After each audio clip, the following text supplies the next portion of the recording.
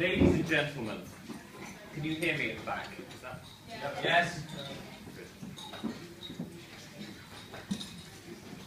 Ladies and gentlemen, if eating sheep's offal mixed with oatmeal and onions and cooked in the stomach of a sheep hasn't put a dampener on the evening, you now have to listen to a speech to the immortal memory of Robert Burns by someone who is about as Scottish as the concept of being sober. In my defence, I agreed to give this speech before I had read the daunting job description of this speech, expressed most eloquently on the BBC website. It says, "The keynote speaker takes the stage to deliver a spellbinding oration of the life of Robert Burns. His literary genius, his politics, his highs and lows, his human frailty, and most importantly, his nationalism. The speech must bridge the dangerous chasm between serious intent and sparkling wit, painting a colourful picture of Scotland's beloved bard." Immortal memory speeches for Burns night dinners here at Leckhampton have deviated from these guidelines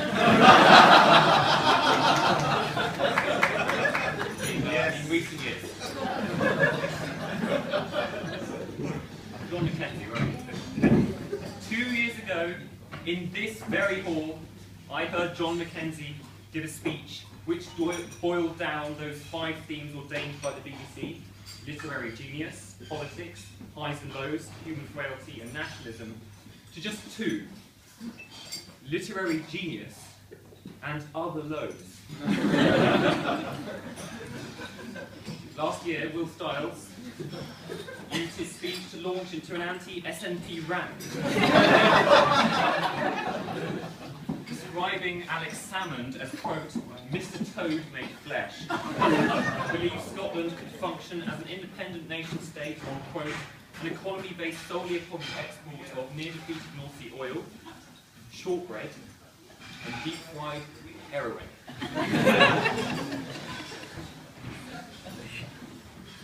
This year, I will do something different. Controversially, my primary aim in this speech will not be to insult Robert Burns or the Scottish. With an independence referendum coming up, I don't want the Scottish to think that most English people would be happy to see the back of them. The prospect of the UK reduced to a miserable rump of a nation, ruled for all eternity by a UKIP-Tory coalition, should fill us all with dread. But enough about that. Today I will not simply argue that the ideals expressed in Burns's poems have much to tell us over 2 centuries after they were written, although I believe they do. I will go further and conjure up in your minds a Robert Burns resurrected from the dead and transported from the era of the French Revolution to the era of the hashtag, selfie, Twitter, and twerking.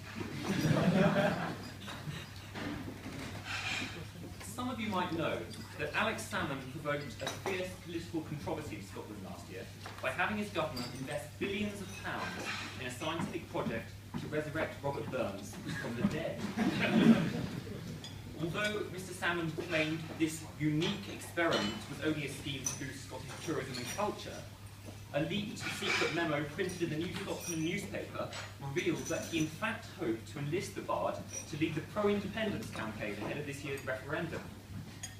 Although Robbie Burns was successfully resurrected from the dead, Alex Salmond's plans swiftly went wrong.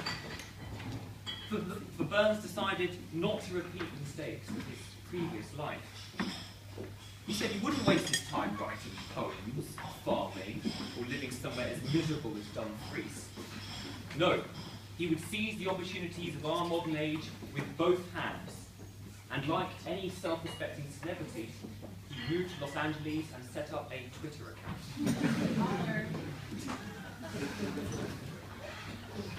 Today I will present to you a brief survey of the 6 months spent on this earth by the resurrected Robert Burns, covering his Twitter activities, his music career, finally, his death. This is the untold story of Burns's second life. So first, Burns's tweets. Having arrived in his new home of Los Angeles and taken up American citizenship, Robert Burns set up a Twitter account with the primary aim of imparting the wisdom of his poems in a language comprehensible to our generation. Let me quote for you some of his best tweets, and I should mention that some of his tweets include what we would call lewd sexual imagery. I just want to check with everyone that you're happy for me to continue. Okay. Let's begin with The Jolly Beggars. In Robert Burns's poem, The Jolly Beggars, a gathering of society's rejects is described. A maimed and deformed gaggle of thieves and prostitutes. Yet despite their benighted existence, the songs they sing exude ebullience and joy. Stripped of human decency, wealth, and religiosity, they nonetheless accept their lot in life. Their hardship softened, of course, by drink. It ends with a rousing chorus, and I won't attempt a Scottish accent on this, which goes as follows. A fig for those by law protected, liberty is a glorious feast. Courts for cowards were erected, churches built to please the priest. What is title? What is treasure? What is reputation's care? If we lead a life of pleasure, 'tis no matter how or where. Robert Burns recently tweeted the message of the poem as, we need total revolution of consciousness, read Russell Brand at New Statesman, feel great about the world without changing anything, hashtag YOLO, please retweet.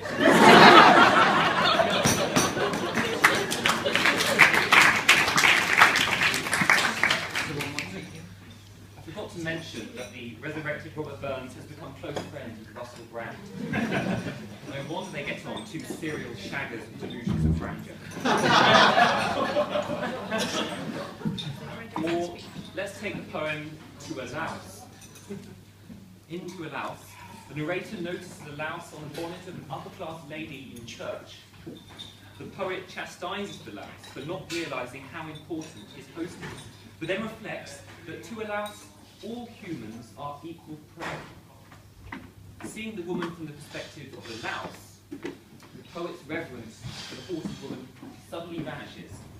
And he reflects that we would all be disabused of our pretensions if we could see ourselves through each other's eyes. To quote the proverb at the end, oh, would some power the gift he give us to see ourselves as others see us.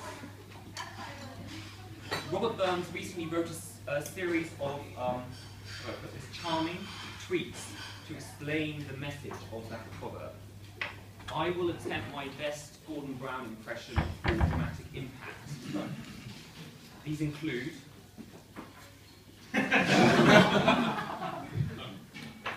you think you're so funny, but we think you're a bell end, hashtag fail.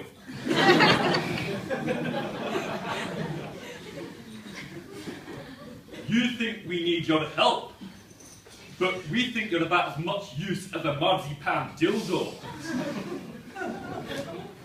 And my favourite.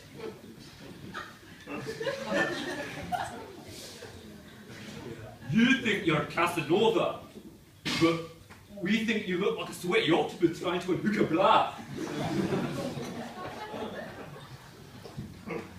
As the number of Robert Burns' Twitter followers grew and his fame spread, so he began to attract the attention of the American pop music industry, who wanted to enlist him as a lyric writer. Burns leapt the opportunity. There were two reasons for this. First, Burns had turned away from poetry in his previous life, dedicating many years to collecting Scottish folk songs.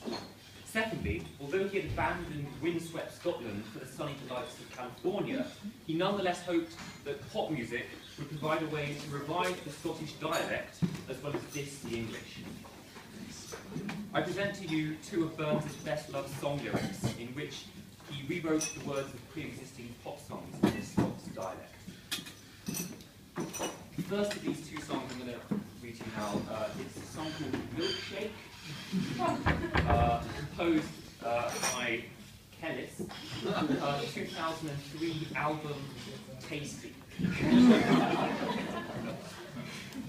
the few of you in this room who don't know this song, it features a video in which Kellis, who is the composer,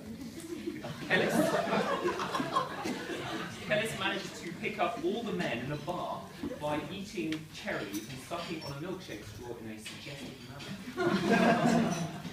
The lyrics are insipid at best. Here is an excerpt, and apologies for my dreadful singing. My milkshake brings the boys to the yard. Damn right, it's better than yours. No. These lyrics were vastly improved by Burns. My Einbrühe brings the wee chills to my health. Damn right, it's better than your English bastard milkshake.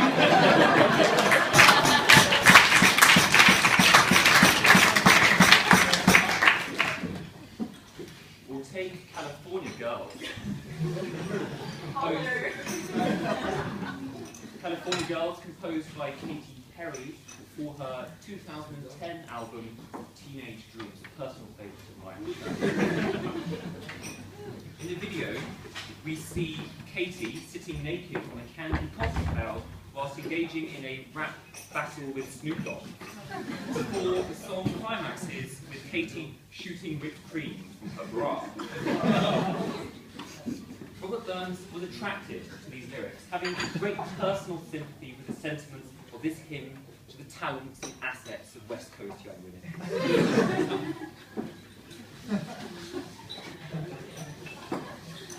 And it goes like this.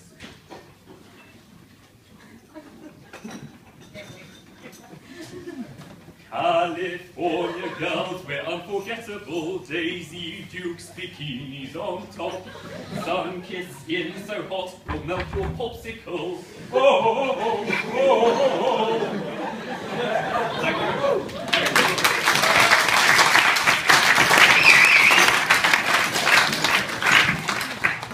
As for Burns' Scots version, I should actually just mention in passing that he was unable to find the equivalent Scots word for bra bikini, which is a disconcerting fact. Anyway, this is Robert Burns' version of California Girls, called Dumfries Lassies.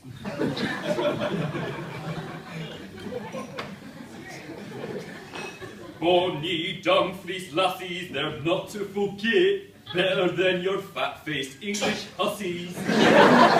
Sun-blunt wheels so het, they're molten your ice shovel. Oh, oh, oh, oh, oh.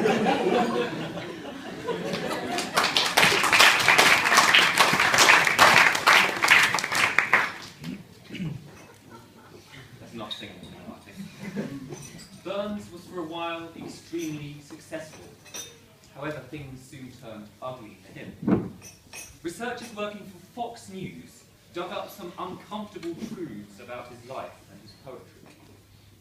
Robert Burns had in fact been sympathetic to the French Revolution when he was last alive, and he'd written poems in which he expressed sympathy for the poor and downtrodden. Worse still, he was known as the radical people's poet, his poems read and adored in the Soviet Union and Maoist China. This could only mean one thing: Burns was a communist. Burns was immediately dropped by his sponsors in the music industry. There were patriotic boycotts of his songs, and worst of all, his citizenship was revoked. The shock of this was too much for Burns, who soon fell ill with the same rheumatic heart condition that killed him in 1796 at the tender age of 37. Unable to get any emergency health care, he cursed having abandoned Scotland with its National Health Service. In the fading final moments of his life, on his deathbed, Robert Burns left the pettiness of Twitter and pop music behind him, and was seized with a desire, once again, to return to writing poetry. His last thoughts were not for the countless women he had conquered, they were only for the one true love of his previous life, his wife, Jean Armour. Summoning every last ounce of energy, he scrawled these words before he died, alone and heartbroken. My love is like a red, red rose. that's newly sprung in June. My love is like the melody that sweetly played in June. So fair art thou, my bonny lass, so deep in love am I, and I will love thee still, my dear, till all the sea's gone dry. Till all the sea's gone dry, my dear, and the rocks melt with the sun. And I will love thee still, my dear, while the sands of life shall run. And fare thee well, my only love, and fare thee well a while, and I will come again, my love, though it were 10,000 miles. So there you have it, the tragic life of Robert Burns. There remains nothing more for me to do than to raise a glass and toast the immortal memory of Robert Burns. Ladies and gentlemen, please be upstanding.